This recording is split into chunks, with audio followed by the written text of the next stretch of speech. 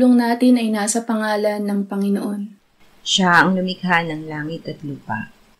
Ating ipahayag ang ating mga kasalanan sa Diyos. Ang ating Diyos ay Diyos na mahabagin at mapagpatawad.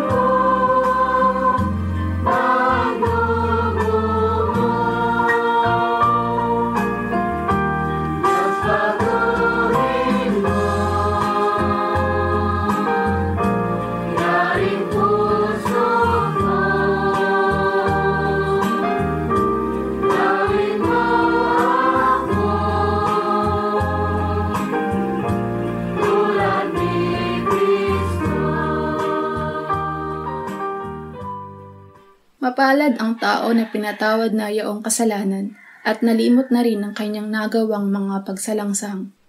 Mapalad ang taong sa harap ng Panginoon ay di na pinararatangan ng kasalanan, dahilan sa siya ay hindi nanlilinlang. Noong hindi ko pa naipahayag yaring kasalanan, sa buong maghapon ako'y nananangis sa matinding lumbay. Sa araw at gabi, bigat ng kamay mo ang nararamdaman. Ano pa't wala nang nalalabi akong lakas sa katawan. Hamog ang kaparis, dagling na tayo sa sikat ng araw. Ako ay lumapit sa iyong harapan at salay inamin. Ang aking nagawang mga pagsalansang di ko inilihim. Pinagpasyahan ko ang lahat ng ito sa iyo'y idaing at aking natamo ang iyong patawad sa sala kong angkin. Mga minamahal, sinasabi sa unang Juan, Kabanata 1, Talata 9, kung ipinapahayag natin ang ating mga kasalanan, maaasahan nating ipatatawad sa atin ng Diyos ang mga ito at lilinisin tayo sa lahat ng ating kasamaan sapagkat siya ay tapat at matuwid. Salamat sa iyo, O Diyos. Pinatunayan mo ang iyong pag-ibig sa amin nang si Kristo ay mamatay para sa amin noong kami mga makasalanan pa. Ngayon ay buksan mo ang aming mga labi at kami ay magpupuri sa iyo.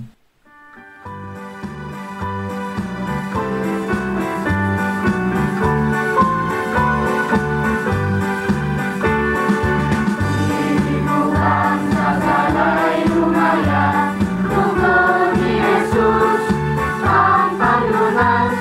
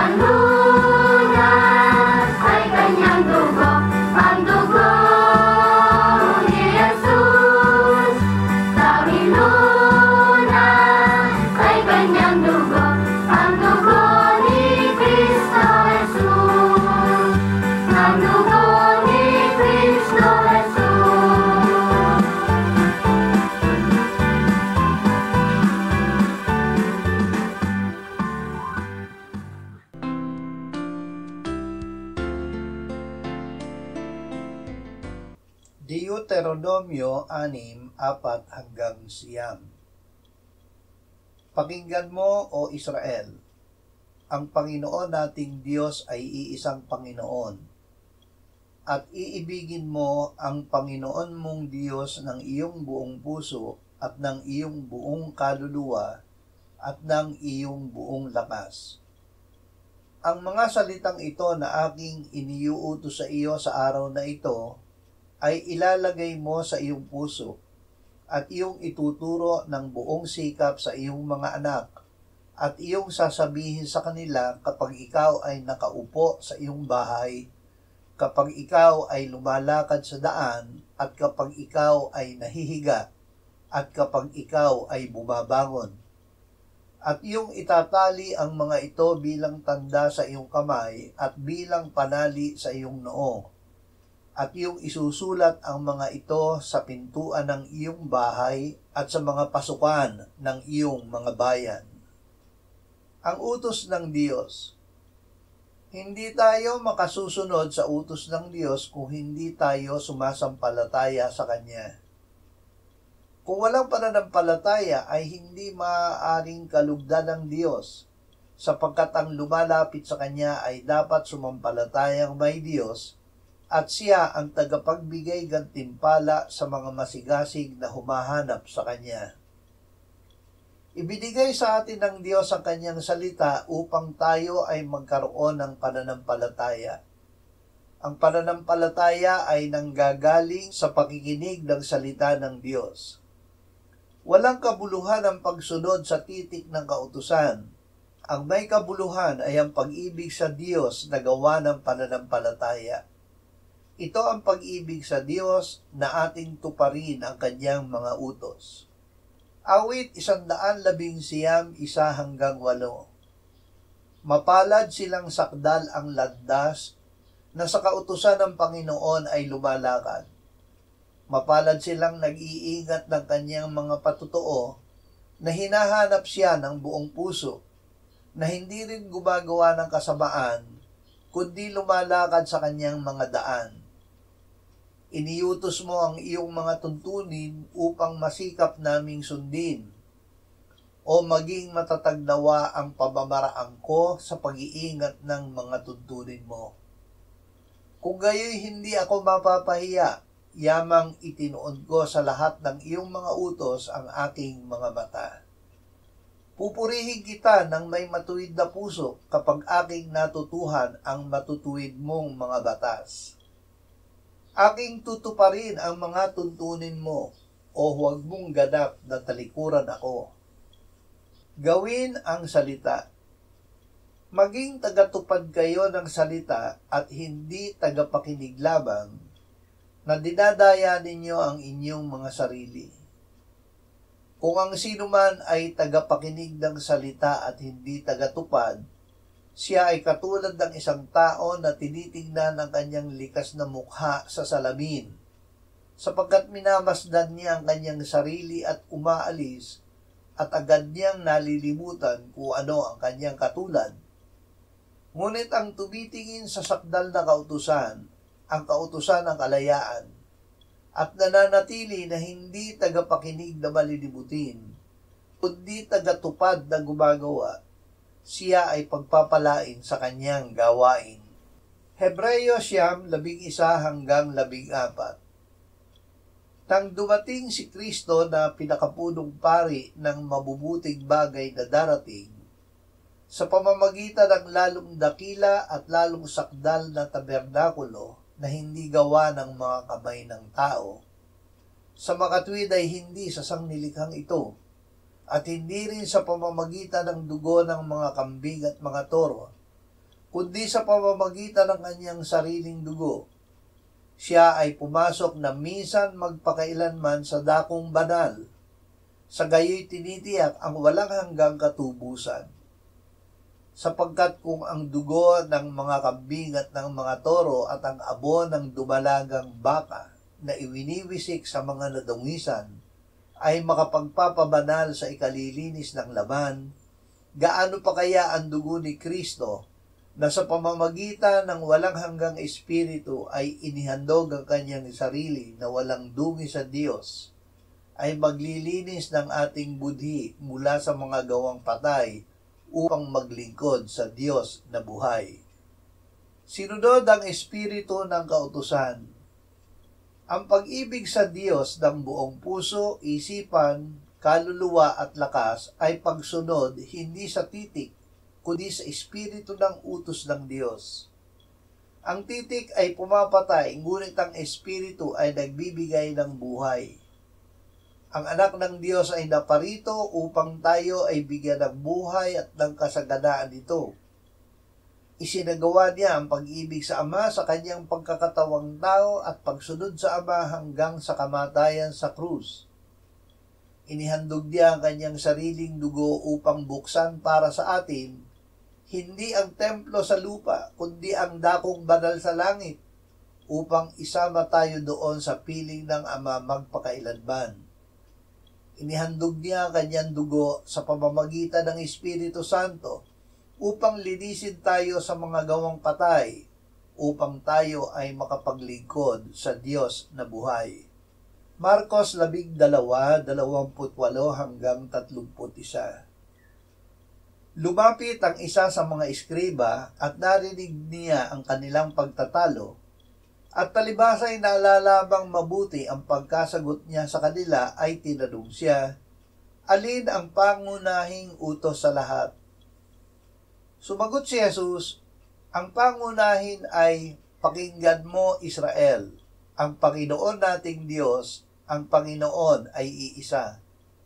Ibigin mo ang Panginoon mong Diyos ng buong puso mo, ng buong kaluluwa mo, ng buong pag-iisip mo, at ng buong lakas mo. Ang pangalawa ay ito, ibigin mo ang iyong kapwa na gaya ng iyong sarili. Wala nang ibang utos na higit pang dakila sa mga ito. Hindi pakiramdam. Ang pag-ibig sa Diyos at sa ating kapwa ay hindi pakiramdam na gawa ng ating laban. Ang magandang pakiramdam ng laban ay pabago-bago. Ang pag-ibig sa Diyos at sa ating kapwa ay gawa ng pananampalataya sa Diyos na bunga ng pakikinig ng Kanyang salita. Ang pag-ibig sa Diyos ay pagtupad ng Kanyang mga utos. Ito ang dahilan kung bakit unang sinabi ng Panginoong Hesus, pakinggan mo Israel, ang Panginoon nating Diyos, ang Panginoon ay iisa, bago niya binanggit ang utos ng pag-ibig. Maiibig natin ang Diyos sa pamamagitan ng ating buong pagkatao, ng ating espiritu, kaluluwa at katawan, dahil ito ang pinababanal ng Diyos at ginagawang walang kapintasan para sa pagbabalik ni Kristo. Kailangang ipanganak na muli. Alam na alam ng eskriba na nagtanong sa Panginoong Hesus ang kautusan.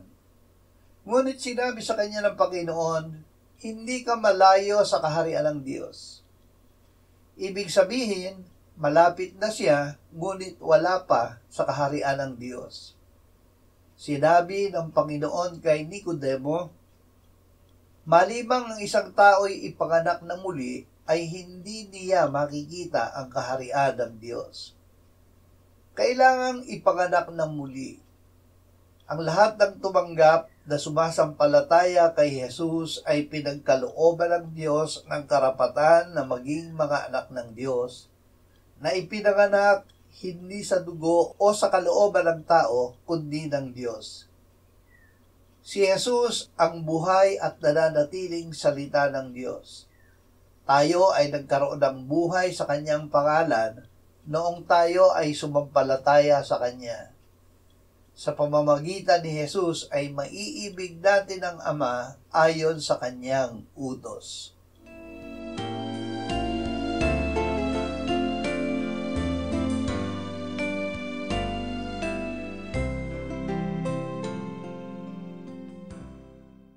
Manalangin tayo.